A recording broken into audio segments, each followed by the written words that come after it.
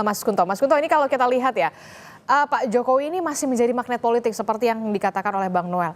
Bahkan efeknya masih luar biasa begitu ketika memang sudah purna tugas.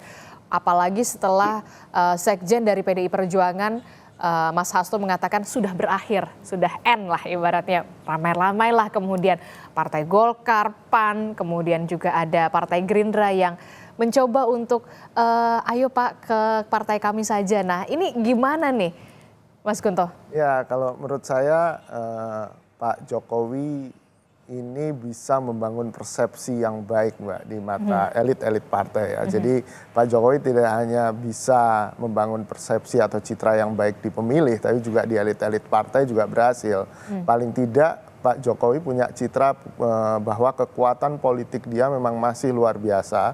Terakhir dia buktikan dalam pilkada ketika Pak Lutfi menang telak di Jawa Tengah gitu kan, di kandang banteng gitu. Dan kemudian yang kedua ya Pak Jokowi punya resource yang sangat besar, resource ekonomi, resource sosial, ya hubungan baik dengan presiden, anaknya pun wakil presiden kan gitu. Dan juga banyak kepala-kepala daerah yang akhirnya loyal ke beliau karena merasa dibantu untuk menang kemarin kan gitu.